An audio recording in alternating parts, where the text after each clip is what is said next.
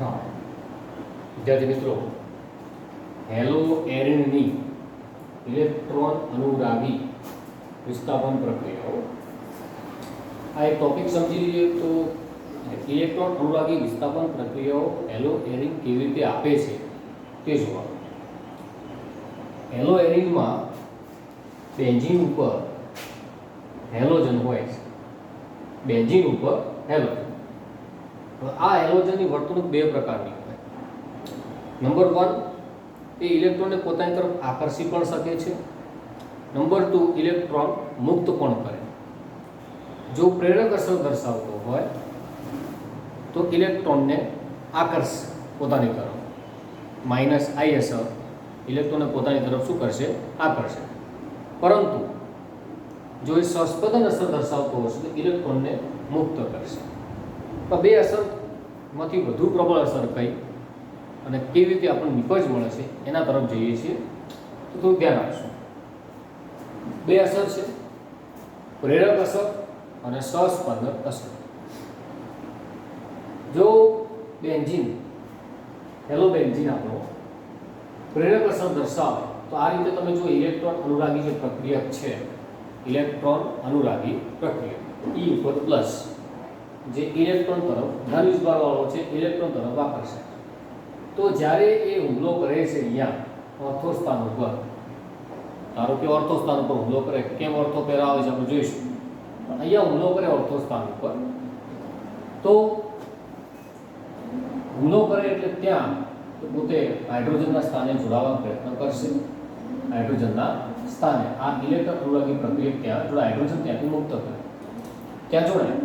ત્યાં જોડાય તો એ જે ઇલેક્ટ્રોન છે એ ઇલેક્ટ્રોન આની સાથે બંધ બનાવવાનો ભાગ લેશે. પ્લસ છે એની પાસે ઇલેક્ટ્રોન નથી, પાઈ બંધના ઇલેક્ટ્રોન આની સાથે બંધ બનાવે છે. તો વિચાર કરો, અહીંયા જે કાર્બન જે છે એને તો બંધ આ બાજુ હોય કે બંધ આ બાજુ હોય, એનો બંધ તો આનો બંધ તો સચવાઈ ગયો, આના તો બંધ કમ્પ્લીટ થઈ જશે. પ્રોબ્લેમ ક્યાં આવશે? તો પ્રોબ્લેમ આ કાર્બનને આવશે કે એના જે બંધ હતા, ટોટલ 4 બંધ હતા, એમાંથી આ તો બંધ ગયો એટલે આ જે કાર્બન ઉપર પ્લસ ચાર્જ આવશે, એ ઇલેક્ટ્રોન ગુમાવે છે. પ્લસ ચાર્જ આ જે કાર્બન છે, કાર્બોકેટાયન અહીંયા બને છે. એક તો ઓલરેડી એને અહીંથી ઇલેક્ટ્રોન ગુમાવ્યા છે. ઉપરાંત ક્લોરીન જે છે પ્રેરક અસર દર્શાવે. પ્રેરક અસર દર્શાવે એ શું કરશે? અહીંથી ઇલેક્ટ્રોન પાછા પોતાની તરફ ખેંચ્યા કરશે. એક તો પ્લસ ચાર્જ ઇલેક્ટ્રોન ગુમાવી અને બીજો પ્લસ ચાર્જ કાર્બોકેટાયન બન્યો છે, અને વળી પાછું એ ક્લોરીન એના પાસેથી ઇલેક્ટ્રોન ખેંચે છે. કાર્બોકેટાયનની સ્થાયિકતા ઘટે. અહીંયા જે કાર્બોકેટાયન છે અસ્થાયી, એટલે પ્રેરક અસર શું કરે? તો કાર્બોકેટાયનને અસ્થાયી બનાવશે. કાર્બોકેટાયન આપણો અસ્થાયી બનશે. વાત કરીએ સહસ્પંદન અસરની, તો તમે અહીંયા જોશો ખ્યાલ આવશે. હુમલો કર્યો, કાર્બોકેટાયન બન્યું, હુમલો કર્યો, કાર્બોકેટાયન બન્યો. કેવી રીતે આપણને ખ્યાલ આવ્યો કે હુમલો કરીને કાર્બોકેટાયન બને છે? આપણે વધારે સહસ્પંદન બતાવવાની જરૂર નથી. એથી ઇલેક્ટ્રોન હુમલો કરે અહીંયા, તો અહીંયા ધારો કે હુમલો કરશે, કાર્બોકેટાયન ક્યાં બને? તો અહીંયા કાર્બોકેટાયન બને. તો એથી ઇલેક્ટ્રોન આકર્ષે તો કાર્બોકેટાયન અહીંયા આવે. આ સીધી વાત છે. અહીંયા કાર્બોકેટાયન આવી શકે તો કાર્બોકેટાયન અહીંયા બતાવે. અહીંયા હુમલો કરે કે ઓર્થો પર હુમલો કરે કાર્બોકેટાયન, તો અહીંયા આવશે. ધારો આ કાર્બોકેટાયન શું કરશે? ક્લોરીન પાસેથી ઇલેક્ટ્રોનને પોતાની તરફ આકર્ષે છે. આ કયું બંધારણ, આ કયા શાના કારણે શક્ય બન્યું? સહસ્પંદનના કારણે શક્ય બને કે ક્લોરીન પાસેથી ઇલેક્ટ્રોન પોતાની તરફ આકર્ષે છે. ક્લોરીન પાસેથી ઇલેક્ટ્રોન પોતાની તરફ આકર્ષે છે, ઇલેક્ટ્રોન મેળવે છે અહીંયા કાર્બન, એટલે એની સ્થાયિતા, કાર્બોકેટાયનની સ્થાયિતા વધે છે. સહસ્પંદન અસર દ્વારા કાર્બોકેટાયનની સ્થાયિતા વધે છે. કાર્બોકેટાયન સ્થાયી બને, પ્રેરક અસર કાર્બોકેટાયન અસ્થાયી. હવે એ કાર્બોકેટાયન અસ્થાયી બને જેના કારણે બેન્ઝીન વલય છે એ અક્રિય બને છે. અક્રિય, નિષ્ક્રિય એવું કહી શકાય. બેન્ઝીન વલય એ અક્રિય બને છે. જ્યારે અહીંયા કાર્બોકેટાયન ના આજે સ્થાયી બને છે, બેન્ઝીન વલયને સક્રિય કરે છે. આ ધ્યાન રાખવાનું છે. ઓર્થોને પેરાસ્થાનના હુમલા માટે બેન્ઝીન વલયને તૈયાર કરે છે એવું પણ કહી શકાય છે. પણ અહીંયા પ્રેરક અસર છે આ સહસ્પંદન અસરથી વિરુદ્ધ કાર્ય કરે છે. પ્રેરક અસર સહસ્પંદન અસર કરતાં વધુ પ્રબળ છે પાછી, અને વધુ પ્રબળ હોવાથી સમજવા જેવું છે. પ્રેરક અસર સહસ્પંદન અસર કરતાં વધુ પ્રબળ હોવાથી અસર તો નાબૂદ થઈ જશે, સંસ્પંદન અસર પ્રેરક અસરને અમુક હદે નાબૂદ કરશે, પણ છતાં થોડા ઘણા અંશે જે પ્રેરક અસર બાકી છે એના લીધે શું થશે, આ જે એલોએરિન છે આવી પ્રક્રિયાઓ પ્રત્યે થોડો ઓછો પ્રતિક્રિયાત્મક હોય, અને ઓછો પ્રતિક્રિયાત્મક હોય જેના લીધે આપણે ઉગ્ર પરિસ્થિતિમાં થોડાક સારા પ્રક્રિયકો તાપમાન થોડું વધારે લઈ તમે સારી રીતે પ્રક્રિયાઓ પાર પાડી શકો છો, વ્યવસ્થિત પ્રક્રિયા થઈ શકશે. એટલે ઉગ્ર પરિસ્થિતિમાં પ્રક્રિયા થશે કોની સાપેક્ષે, બેન્ઝીનની સાપેક્ષે એલોએરિનમાં જે પ્રક્રિયાઓ થાય છે થોડી ઉગ્ર પરિસ્થિતિમાં થશે, વધુ પ્રબળ પ્રક્રિયા પરિસ્થિતિની જરૂર પડે છે પ્રેરક અસરના કારણે. બરાબર. હવે એક વસ્તુ મારે ખાસ કહેવી છે કે સાહેબ એ ઓર્થો અને પેરા સ્થાન પર હુમલો કેમ કરે, તો આપણે ખ્યાલ હોય છે કે બેન્ઝીન જે હેલોબેન્ઝીન છે, ક્લોરોબેન્ઝીન એ સહસ્પંદન એના બંધારણ આપણે ભણ્યા, એમાં ઓર્થો અને પેરા સ્થાન પર ઇલેક્ટ્રોન ગતિ કરે છે આપણે જોયું. આપણે સંસ્પંદન બંધારણમાં ઓર્થો અને પેરા સ્થાન પર ઇલેક્ટ્રોન પોતે ગતિ કરે છે જોયું, માટે ઓર્થો અને પેરા ઉપર હુમલો કરે છે. એટલે આપણે જે નિપજો બધી મળશે એ ઓર્થો અને પેરા નિપજો મળે છે. તો આપણે જોઈએ જરા કેવી રીતે પ્રક્રિયાઓ થાય છે, કઈ કઈ પ્રક્રિયાઓ છે, કેવી રીતે નિપજ મળે છે, આપણે થોડો અભ્યાસ કરી લઈએ.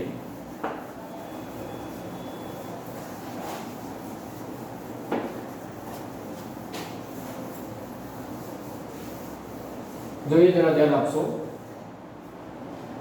પહેલી પ્રક્રિયા છે હેલોજિનેશન.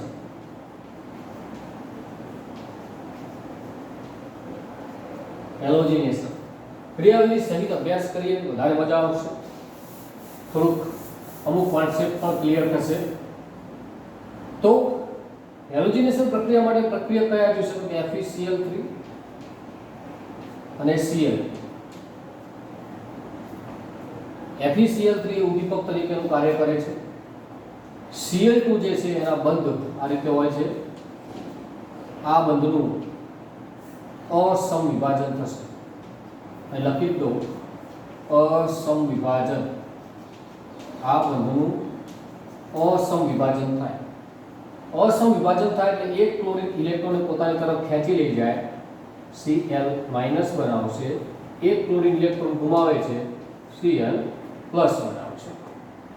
અસમવિભાજન આ પ્રકારે થાય. સમવિભાજન થાય તો મુક્ત મૂલક બને, સમવિભાજનથી મુક્ત મૂલક બને, અસમવિભાજનથી આપણને ઇલેક્ટ્રોન અનુરાગી અને કેન્દ્રાનુરાગી એવા પ્રક્રિયકો મળશે. હવે FeCl3 શું કરશે, એ લુઈસ એસિડ છે.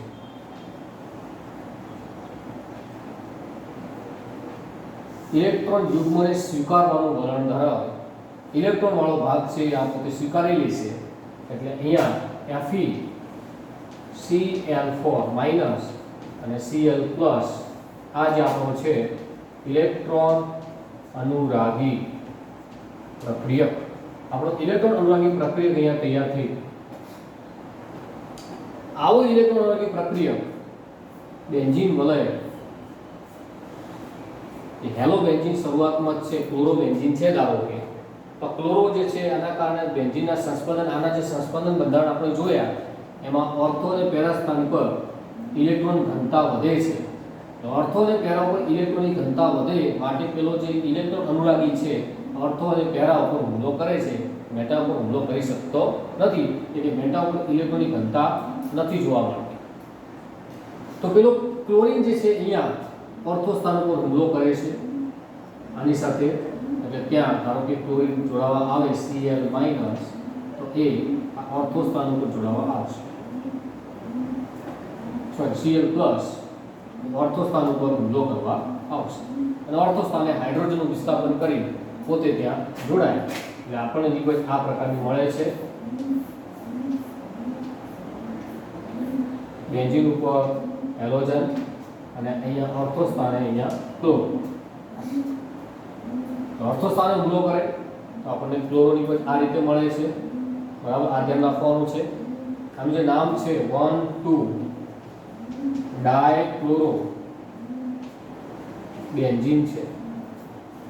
જો પેરા ઉપર હુમલો કરે, પેરા ઉપર હુમલો કરે તો આપણને નિપજ જે મળશે એ આવી મળશે 1,4-ડાયક્લોરો બેન્ઝીન, આવી નિપજ મળશે આપણને. ઓર્થો અને પેરા આવી બે નિકોજો આપણે મળે છે. અને ઓર્થો ડાયક્લોરોબેન્ઝીન પણ કહેવાય અને પેરા ડાયક્લોરોબેન્ઝીન પણ કહેવાય. આવી બે નિકોજો આપણને મળે છે. હવે એક વસ્તુ ખાસ સમજવા જેવી છે કે સાહેબ અહીંથી જે હાઇડ્રોજન મુક્ત થયો તે ક્યાં જશે? તો જે હાઇડ્રોજન મુક્ત થયો તે હાઇડ્રોજન આ FeCl4 પાસે જાય. હાઇડ્રોજન મુક્ત થાય એટલે ઇલેક્ટ્રોન આપીને જાય એટલે H+ મુક્ત થાય તો એ H+ FeCl4 માંથી Cl- સ્વીકારે HCl બનાવશે અને FeCl3 પાછો મુક્ત સ્વરૂપે મળે. ઉદ્દીપક પ્રક્રિયામાં ભાગ લેતો નથી, છેલ્લે પ્રક્રિયાના અંતે મૂળ સ્વરૂપે પાછો મળે છે. આ રીતે આપણને મળી જશે. તો આવી નિકોજો મળે છે. તો જે પ્રક્રિયા લખાય કેવી રીતે? આ તો ક્રિયાવિધિ જોઈએ આપણે. ખરેખર લખાય કેવી રીતે? લખાય આ રીતે. અહીંયા ફક્ત ક્લોરોબેન્ઝીન બતાવવાનું અને પછી અહીંયા લખવાનું તમારે Cl2 સાથે પ્રક્રિયા કરવાની, ઉદ્દીપક લખવાનું FeCl3. બસ આવું લખી દો. લખવાનું ક્લોરિનેશન પ્રક્રિયા, કેમ કે ક્લોરીન જોડવાનો છે. આમ તો હેલોજિનેશન કહેવાય. આ પ્રક્રિયા ક્લોરિનેશન થતાં આપણે ઓર્થો ડાયક્લોરોબેન્ઝીન અને પેરા ડાયક્લોરોબેન્ઝીન મળે છે. તો પહેલી પ્રક્રિયા હતી હેલોજિનેશન. ત્યારબાદ બીજી જોઈએ છીએ. બીજી પ્રક્રિયા છે નાઇટ્રેશન. નાઇટ્રેશન પ્રક્રિયા તરફ આગળ વધીએ છીએ, ધ્યાન આપશો.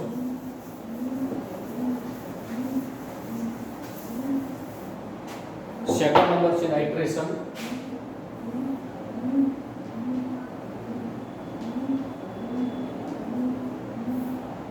નાઇટ્રેશન ની અંદર NO2+ દાખલ થશે, ધ્યાન રાખવાનું.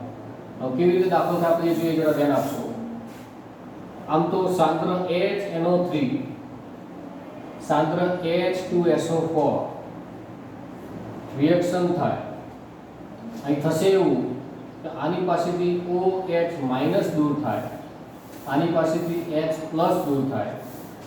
OH- અને H+ H2 દૂર થયું, વધ્યું શું? તો OH- દૂર થયો, એની પાસેથી NO2+ વધ્યો. OH- કયું? NO2+ વધ્યો. અહીંયા H2SO4 માંથી H+ ગયો, HSO4- વધ્યું અને અહીં મળશે આપણને H2O. અહીંયા આપણો કેન્દ્રનો બી પ્રક્રિયક મળી ગયો NO2+. બસ આ હુમલો કરશે બેન્ઝીન ચક્ર ઉપર અને જોડાશે. આપણે પ્રક્રિયા સીધી લખીએ છીએ કે ધારો કે આ રહ્યું બેન્ઝીન, ક્લોરોબેન્ઝીન. અહીંયા નાઇટ્રેશન એટલે સાંદ્ર HNO3 સાંદ્ર H2SO4. જો બેન્ઝીન હોત તો સાંદ્ર ન લો તો પણ ચાલે, તો ઉગ્ર પરિસ્થિતિની અહીંયા જરૂર પડે છે માટે સાંદ્ર લીધા. અહીંયા આપણને નિકોજ મળશે. NO2 સમૂહ પેરા ઉપર પણ દાખલ થાય, NO2 સમૂહ ઓર્થો ઉપર પણ દાખલ થશે. ઓર્થો નાઇટ્રો અને પેરા નાઇટ્રો આવી બે નિકોજો મળશે. હવે તમે નામ કરી શકો 1 2 3 4. બંને એનું બંને સમૂહ જોવા જઈએ તો આ ક્લોરો અને નાઇટ્રોનો ક્લોરો પહેલા 1 ક્લોરો 4 નાઇટ્રોબેન્ઝીન, અહીંયા 1 ક્લોરો 2 નાઇટ્રોબેન્ઝીન આપણે નિકોજ મળે છે. બરાબર. તો આવી નિકોજો ધ્યાન રાખવાની છે. કઈ રીતે મળશે તમને ખ્યાલ હોવો જોઈએ. હવે NO2+ દાખલ થયો, એથી કોણ દૂર થયું? તો કે જ્યાં NO2 દાખલ થાય ત્યાંથી H+ દૂર થાય. H+ દૂર થાય, યાદ રાખજો. એ H+ કોને મળે? તો HSO4- ને મળે. એટલે આપણને H2SO4 પાછો મળશે. પ્રક્રિયાના અંતે મૂળ સ્વરૂપે H2SO4 પાછો મળે. પ્રક્રિયા તો ખાલી આ જ રહેશે.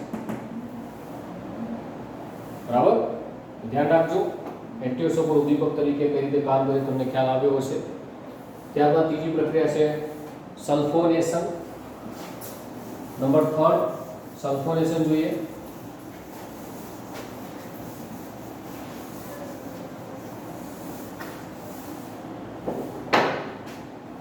ત્રીજી પ્રક્રિયા છે સલ્ફોનેશન.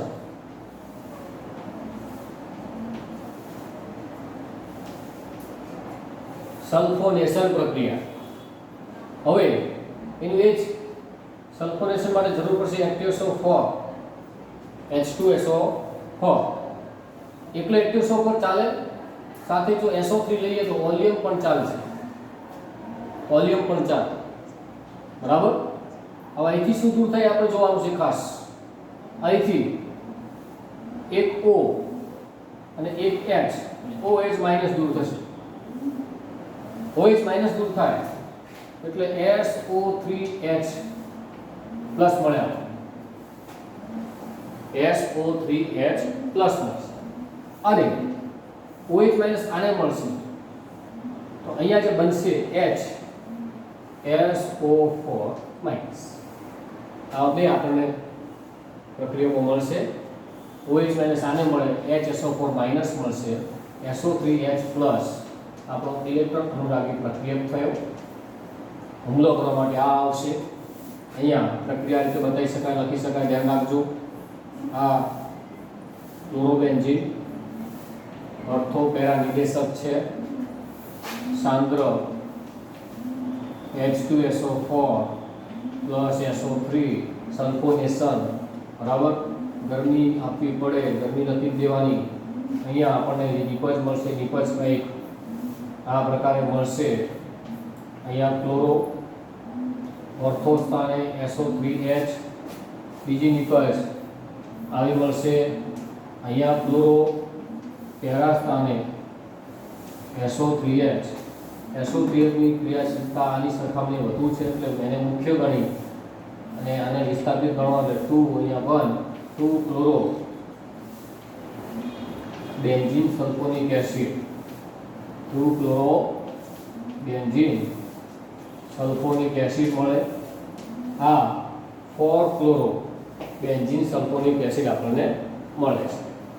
જ્યાંથી H પ્લસ દૂર થાય, જ્યાંથી H પ્લસ અહીંથી H પ્લસ અહીંથી ગમે ત્યાંથી જ્યાં દાખલ થશે ત્યાંથી H પ્લસ દૂર એ H પ્લસ HSO4 માઇનસ ને મળે, H2SO4 બનાવે એટલે પાછું SO3 જ અહીંયા દાખલ થાય છે. બરાબર. એટલે આ વસ્તુ પણ ધ્યાનમાં રાખવાની છે આપણે, કઈ રીતે કયો વસ્તુ દાખલ થાય છે. આ આખી પ્રક્રિયા આપણી સલ્ફોનેશનથી આપણે જે મળતી નિપજ છે તે. ત્યારબાદ એના પછી નેક્સ્ટ આગળ ફિડલ ક્રાફ્ટ્સ, આલ્કાઇલેશન અને ફિડલ ક્રાફ્ટ્સ, એસાઇલેશન પ્રક્રિયા પણ જોઈ લઈએ. કઈ કઈ રીતે બંને પ્રક્રિયાઓ કરે છે. આલ્કાઇલેશન કઈ રીતે થાય, એસાઇલેશન કઈ રીતે થાય. Number 4 Friedel Crafts, alkylation, Friedel Crafts, acylation. Alkylation યાદ રાખવાનું, આલ્કાઇલ સમૂહ દાખલ થાય. એસાઇલેશનમાં એસાઇલ સમૂહ દાખલ. એસાઇલેશનમાં એસાઇલ સમૂહ એટલે COR દાખલ થાય. આલ્કાઇલેશનમાં R એટલે આલ્કાઇલ સમૂહ યાદ રાખજો, દાખલ થશે. તો આલ્કાઇલેશન જોઈએ, એસાઇલેશન જોઈએ, આપણે પ્રક્રિયા કેવી રીતે થાય છે.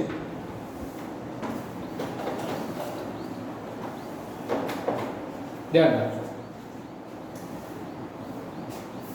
અહીંયા પણ સેમ એજ ઇટ ઇઝ એનું જ કાર્ય કરવાનું છે. આલ્કાઇલ સમૂહ જે પણ દાખલ કરવો હોય આલ્કાઇલ સમૂહ વાળી શૃંખલા લઈ લેવાની, CH3Cl. જો CH3 દાખલ કરો તો CH3 લેવાનો, CH3 CH2Cl. જો CH2CH3 દાખલ કરવો હોય તો આ લેવાનું. એટલે મતલબ કે જે આલ્કાઇલ સમૂહ દાખલ કરવાનો હોય મુખ્ય પ્રક્રિયા એ રીતે લઈ લેવાનો. આઈસો દાખલ કરવો હોય CH3 CH CH3Cl આ દાખલ કરવો હોય તો પ્રક્રિયા આ રીતે આઈસો પ્રોપાઇલ તમારે લેવો. એટલે કયો દાખલ કરવો છે એના આધારે અહીંયા કામ કરવાનું છે તમારે. એટલે CH3 નો CH3 દાખલ કરો, તમારી પ્રક્રિયા ફક્ત નિર્જળ AlCl3 લૂઇસ એસિડ છે એની હાજરી પ્રક્રિયા કરો. AlCl3 શું કરશે, અહીંયા ક્લોરીન જે છે CH3Cl છે, CH3 ઉપર પ્લસ, ક્લોરીન ઉપર માઇનસ, માઇનસ ને સ્વીકારે, AlCl4 માઇનસ બને અને અહીંયા CH3 ઉપર પ્લસ આવે. જેની ઉપર પ્લસ આવે એ પોતે સીધો બેન્ઝીન ચક્રને જોડાશે. તો અહીંયા જોશો, અહીંયા એનું એ જ નિર્જળ AlCl3 એ Cl ને સ્વીકારે, AlCl4 માઇનસ પ્લસ અહીંયા CH3CH2 વધ્યું, CH2 ઉપર પ્લસ આવશે, ઇલેક્ટ્રોન ગુમાવે છે. અહીંયા પણ એ રીતે જ પોસિબિલિટી રાખવાની. નિર્જળ AlCl3 AlCl4 માઇનસ પ્લસ અહીં CH3 CH જ્યાં ક્લોરીન જોડાયેલો હતો તે કાર્બન ઉપર તમારે પ્લસ ચાર્જ લખવાનો. ક્લોરીન જોડાયેલો હતો તેવો. બસ આ બધા પ્લસ વાળા બેન્ઝીન ચક્રને સીધા હાઇડ્રોજનનું વિસ્થાપન કરીને ત્યાં જોડાશે. બરાબર છે? આપણે જોડવા પ્રયત્ન કરીએ છીએ. જોશું, જરા ધ્યાન આપશો.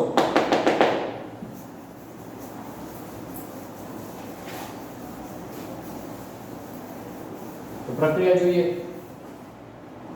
અહીંયા ક્લોરોબેન્ઝીન આ રહ્યો ક્લોરોબેન્ઝીન. તો ક્લોરોબેન્ઝીનની પ્રક્રિયા તમારે કરવાની છે CH3Cl સાથે નિર્જળ AlCl3 ની હાજરી.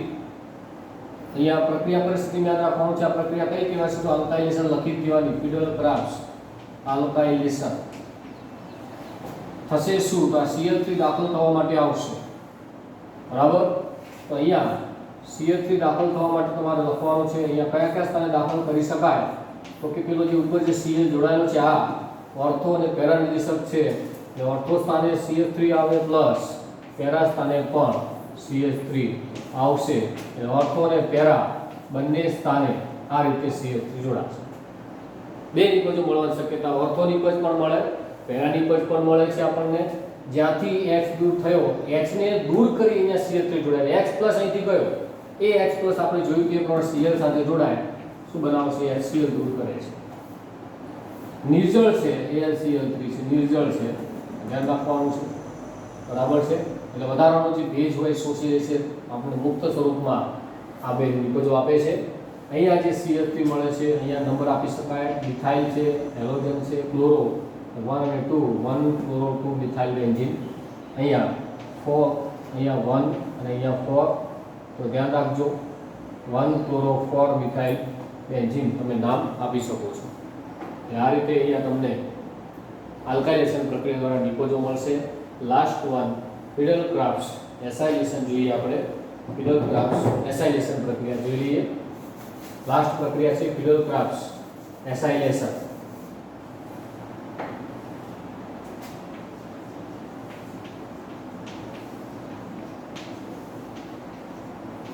એસાઇલેશનમાં તમને મેં કહ્યું કે COR સમૂહ દાખલ થાય. COR કેવી રીતે દાખલ થાય આપણે જોઈએ જરા.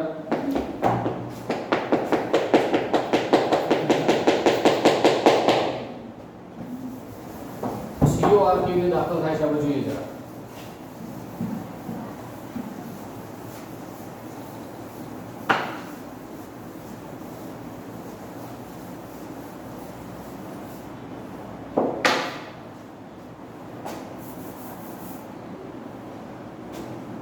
જોઈએ જરા. ધારો કે CH3COCl છે. જે ગ્રુપ દાખલ કરવો હોય એ ગ્રુપને Cl પહેલા આગળ લખો. આવો ગ્રુપ દાખલ કરવો છે CH3 CH2COCl. આ દાખલ કરો આવું લખવાનું. તમારે જેવી નિપજ લાવી, તમને એમ કે આવી નિપજ લાવી છે, આ રીતે નિપજ લાવી છે, તમે કયો પ્રક્રિયક લેશો? પેરા સ્થાને ધારો કે તમને આપે કે CO CH3 તમને આવી નિપજ લાવી છે. પેરા સ્થાને આ રીતે નિપજ લાવી તો તમે શું કરશો? બરાબર? તો અહીંયા આ રીતે સોરી ડબલ બોન્ડ છે અહીંયા CO એ શક્ય બનશે નહીં ડબલ બોન્ડ, એટલે આને આપણે આ રીતે આગળ વધારીએ છીએ. આવી નિપજ લાવી છે CH2CH3 તો શું કરશો? તો ધ્યાન રાખજો, પાછળથી લખવાનું સ્ટાર્ટ કરવાનું. CH3CH2CH2COCl આ આપણે પ્રક્રિયક લઈશું. એટલે જેવી નિપજ લાવી હોય એવો તમે અહીંયા પ્રક્રિયક લેશો. નિપજ તમને સરળતાથી મળી શકે છે. CH3COCl છે નિર્જળ AlCl3 ની હાજરીમાં Cl સ્વીકારશે અહીંયા. તો CH3CO આપણને મળશે CH3CO માં C ઉપર પ્લસ અને અહીંયા AlCl4 માઈનસ 2 ઉપર બધે Cl ગયો એટલે C ઉપર પ્લસ, Cl ગયો એટલે C ઉપર પ્લસ. કેમ C ઉપર પ્લસ, આ O ઉપર પ્લસ નથી આવતો? તો આ જોડાયેલું આ રીતે હોય, તમારે ધ્યાન રાખવાનું. CH3 CH2 CH2 CO નો મતલબ શું? C ડબલ બોન્ડ O આવો અર્થ થાય. આ બાજુ પણ એક કાર્બન સાથે જોડાયેલું છે, આ બાજુ ડબલ બોન્ડ છે અને આ બાજુ Cl છે. એટલે Cl દૂર થાય એટલે પ્લસ કોની પર આવશે? કાર્બન ઉપર પ્લસ આવશે. એટલા માટે મેં કાર્બન ઉપર પ્લસ સુધી જોડાય, કાર્બન જ જોડાશે, ધ્યાન રાખવાનું છે. એટલે એસાઇલેશન પ્રક્રિયામાં આ વસ્તુ તમારે ધ્યાન રાખવાનું છે. હવે કેવી રીતે જોડાય છે તમે જોઈ લો. બેન્ઝીન ચક્ર છે, ધારો કે આ બેન્ઝીન ચક્ર છે. એસાઇલેશન પ્રક્રિયા કરવી છે તો અહીંયા ધારો કે ક્લોરોબેન્ઝીનની એસાઇલેશન પ્રક્રિયા ઓર્થો અને પેરા નિકોજ મળવાની છે, ખ્યાલ છે આપણને. નિર્જળ AlCl3 અહીંયા CH3COCl આપણે લીધું છે ધારો. તો દાખલ કોણ થશે ઓર્થો અને પેરા સ્થાન ઉપર? તો ઓર્થો સ્થાન અને પેરા સ્થાન ઉપર આપણને આ રીતે નિકોજો મળશે. અહીંયા Cl ઓર્થો ઉપર CO CH3 નિકોજ મળે. એ જ રીતે પેરા સ્થાન ઉપર આપણને અહીંયા Cl પેરા સ્થાન ઉપર CO CH3 નિકોજ મળે છે. આ રીતે આપણને નિકોજો મળશે. ધ્યાન રાખજો નિકોજો કેવી રીતે મળે છે તમારે ધ્યાન રાખવાનું છે. કે ઓર્થો પર નિકોજ મળે છે કે પેરા પર મળે છે તમારે ધ્યાન રાખવાનું છે. હવે આમના જે નામ છે તમારે થોડા જોવાના. નામ ક્લોરોબેન્ઝીનનું નામ છે 1 નંબર, આ 2 નંબર કીટોન મુખ્ય ગ્રુપ છે. મેઇન ગ્રુપ હોય તો 1 નંબર મળે. પેલા વિસ્તાપિત કે 2 નંબર અને 1 નંબર, આ 2 આ 3 આ 4 નંબર મળશે. અહીંયા 2 ઉપર ક્લોરો 2 ક્લોરો અને આ આખું બેન્ઝીન ઉપર CO CH3 એટલે ફિનોન સમૂહ છે, કીટોન ફિનોન, એસિટોફિનોન. આ એસિટો ગ્રુપ છે અને આ ફિનોન છે, એસિટોફિનોન 2 ફ્લોરો